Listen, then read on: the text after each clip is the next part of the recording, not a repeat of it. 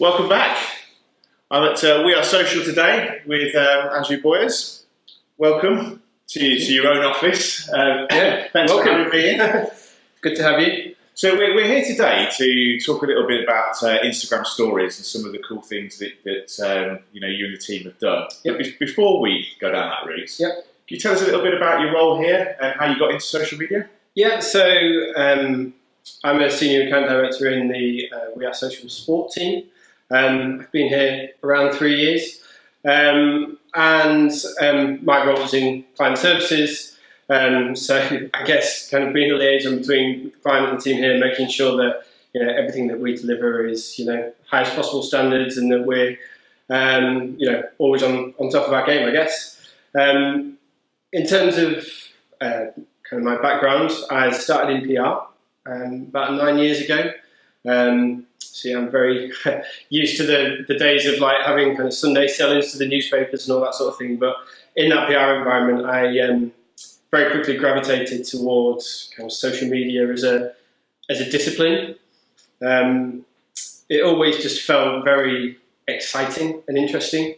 The idea that you could post a piece of content on Twitter or Facebook or whatever the platform will be, and get that instant gratification or that instant response from people. Like, it was a really exciting kind of feeling to just have that immediate response. Whether hopefully it was always good, but often it was sometimes a bit challenging as well. And those moments were also just really, really good to help you develop and grow. And regardless of how people responded, it always just felt as if you were right at the coalface of having that relationship between brand and consumer, and really helping to craft that, which was really interesting to me. So when you're liaising now with clients, you have the hard job, I guess, of managing the brief, the creativity, and then back with the brand expectations. Yep. And the caveats that brands have about how that is managed. Yeah, exactly. And it's a challenging role. I think it's always kind of striking that balance between kind of strategy and creative and that sort of thing. And obviously We Are Social, we have kind of an in-house team of strategists, creatives, editorial, R&I. So we're in a really great place to be able to deliver ideas from that insight, that very first insight, right through to the creative and. Do you think it's becoming easier? Do you think the brands are becoming more accepting that sometimes they've got to get a bit more edgy? They've got to perhaps.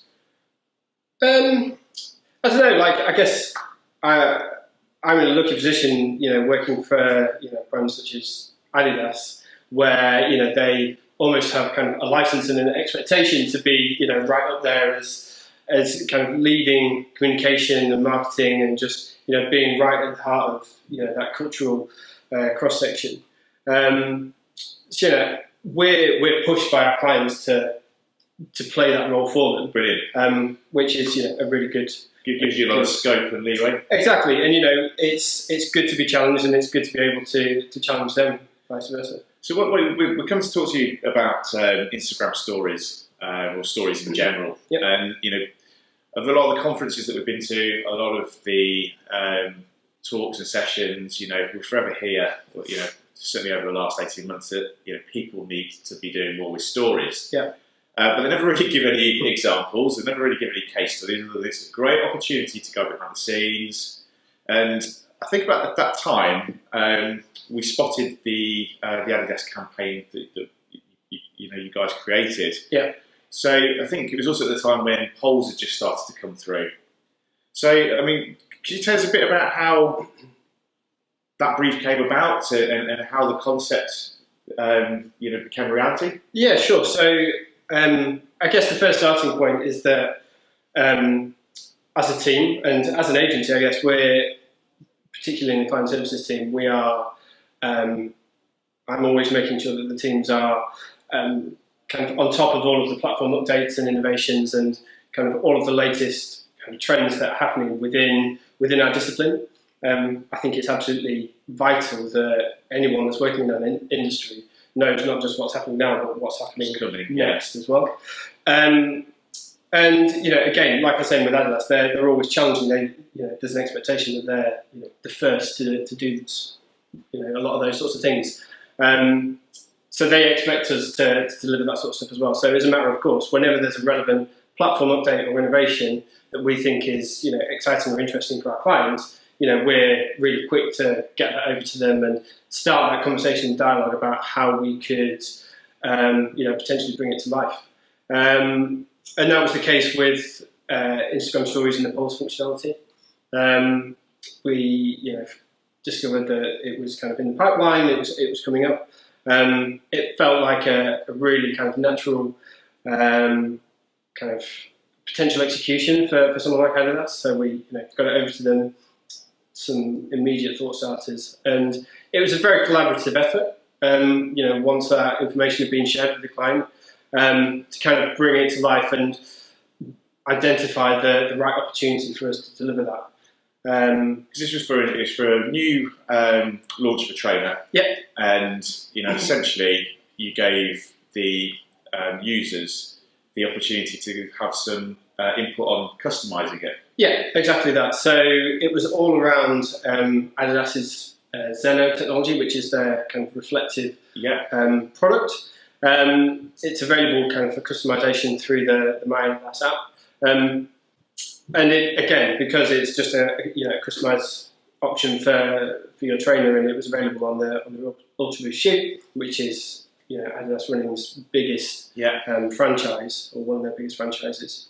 It just felt like a really natural link to that platform functionality. And like you say, the concept was to co-create the world's first trainer via Instagram Stories.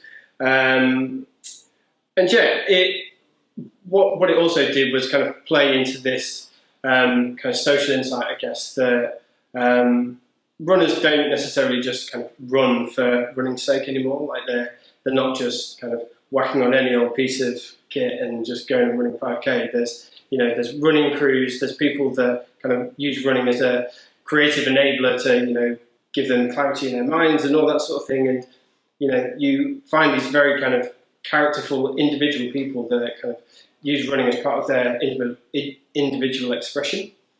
So again, it played really nicely to that kind of zeitgeist that runners are wanting just something a little bit more and wanting that choice.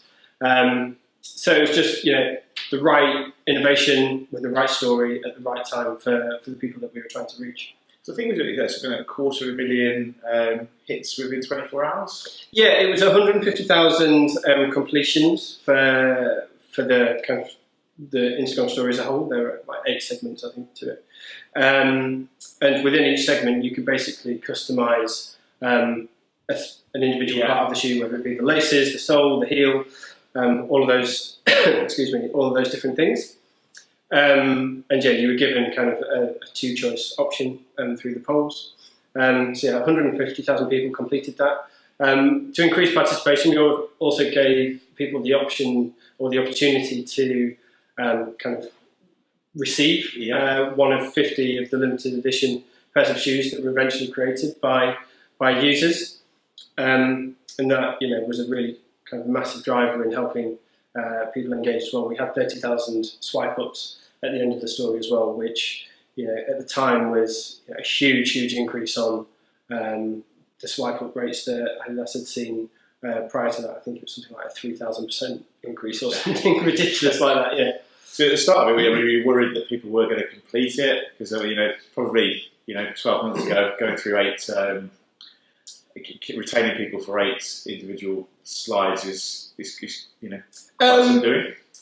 I don't know. I think it was because it was a really kind of compelling story. I think we had confidence, and we always do have confidence in the concepts that we present to clients. So I think we were always hopeful that it would be a success. I'd also say that it wasn't a massive high budget execution as well. I think the beauty of the campaign was that it was quick, it was delivered with speed, and it was a real collaborative effort with the clients. Yeah. It wasn't a huge risk that we were taking by executing this. So we had confidence, and because it was delivered so quickly. We knew that something like this, when it's based around the platform functionality, it had to be delivered quick. So from communicating the information about this update to the client to us actually finding out what the final shoe was. So we'd shot it, we produced it, we delivered the concept. That time period was only 2 weeks. Wow. So the team must have loved you. yeah, just cracking the whip a little bit. But that's in some instances like that, in order to get the impact, you do have to move quickly, and the success that we have with the campaign, justifies that. Brilliant. So I mean, if you had a new client coming in, and they weren't really convinced about the concept of using stories for promotion, I mean, what would you say to them? What sort of tips would you? I think from our experience, with Adidas and other clients, we've seen a huge interest in just stories as a platform. It's a really interesting kind of creative output that brands can take advantage of. But I think one of the other kind of really interesting points for stories is the effectiveness that it can provide you with. It's a really kind of strong link between creativity, the way in which you tell your story in the Scrum Stories, and also kind of the consumer journey. Because it has that very simple swipe up functionality, you can tell a story right there and very quickly get them to a point of sale. And again, for brands like Adidas, that's a really compelling and exciting kind of model that they've kind of used over the last few months. I think one of the biggest concerns for advertisers at the start was the shelf life. Yeah. And obviously, shelf life is hugely important, value for money and all that. So are you finding that you have to pare back people trying to put something out every 24 hours that's got a sales message? Are they generally pretty good about adding value? We're always focused on ensuring that any piece of content or any story that we tell adds value to the consumer. I think that's it's the very basic principles of marketing, right? Like if there's a really poor value exchange for the consumer, they're just highly unlikely to engage with your content, and why should they? So from our point of view, we're always making sure that balance between sell and story is right, whether that's within a single piece of content or a campaign where you've got multiple content pieces. And again, I think because Adidas is such a interesting and mature brand in that respect, like we keep on saying, that they're a very innovative brand in that regard. They get that sort of stuff as well really easily. So it's a very kind of simple and easy conversation for us to be able to have with them. And in terms of stories, where do you see it going? I don't know. Like you've seen over the last few months, they keep on adding these little, further bits of creative or functionalities. Whether it's the polls, whether it's the sliding functionality, or integration of GIFs and that sort of stuff. I think it's a really playful space for both brands and consumers. Again, I think there's a value in having a really polished kind of experience through Instagram stories, but at the same time, I think what it has enabled brands to do is be a bit more playful and see where their brand can get to from a really creative standpoint. And I would expect that to just continue over the next few months and however long. So just to sort of look at the wider market, I mean, the quarterly results that come through, we can see the likes of Snap are attracting a lot more, or attracting back, should we say, some of the larger advertisers. Yeah. Do you recommend one platform, or is it just a case-by-case basis? I don't think you can ever recommend just one platform. Like, it would be... I don't think we would be doing our jobs if you said, you need to be doing this on this platform at this time. There's no one-size-fits-all strategy for a brand or a campaign. I think what we're focused on at We Are Social, and especially within our team, is you need to focus on distribution before production. So think about what's the most effective way that you can reach your audience. Where are they the most engaged? Where are they the most receptive to your message? And then that can help guide the creative production of whatever idea that you choose to create. So, what's really interesting and exciting about the digital landscape at the minute is that it's so broad at the minute, and there's loads of areas and opportunities to play, not just from an own channel point of view. More widely, you've got influencers, you've got digital publishers, all kind of playing in the same space. So it's a really interesting and diverse ecosystem, if you like. So I'd never say that there's like a single platform that delivers just everything that you need.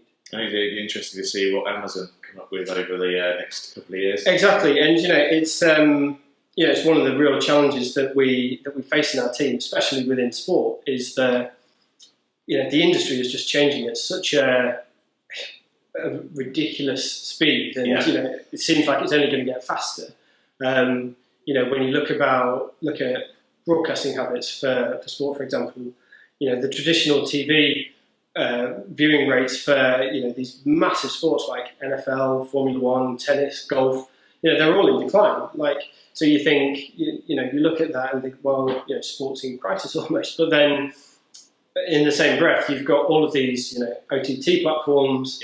You've got the social platforms like say Amazon, Facebook, Twitter. They're all kind of offering these new rich opportunities to kind of consume and engage with sport and watch sport. Yeah, they bought some rights, didn't they, in South America for Champions League? Exactly. And Amazon have got kind of the ATP rights for tennis from next year, and it's just a really exciting time because it's challenging and it's fast paced, but it presents so many opportunities. And I think as a team, we're just really kind of in a strong place, being social digital experts to help kind of brands navigate that sort of landscape that's changing at the minute. So finally, what is the hardest part of your role? I think just that, like we talked about, because it is so fast paced. It's always a challenge to not just keep up, but kind of almost be one step ahead. We as consultants are always kind of tasked to not just know what's going on now, but how are we going to plan for the future. So when you've got a sport landscape that is so changeable, it's really hard to do that. But I think the way in which we kind of help navigate that is to be as close to all of those different things as possible, whether it's having the strongest possible understanding of audience insights or consumer trends and behaviours, whether it's speaking to the platforms on a regular basis to see what's going on. That's all we can do in our jobs to make sure that we're best placed to help navigate those sorts of things, and that's what we always try and do. Well, thanks so much for sharing a bit more insight into how the campaign was pulled together. I mean, we thought it was brilliant when it came out. We look forward to see some more of your case studies. But thanks for having us in. Cheers, thanks. Thank you.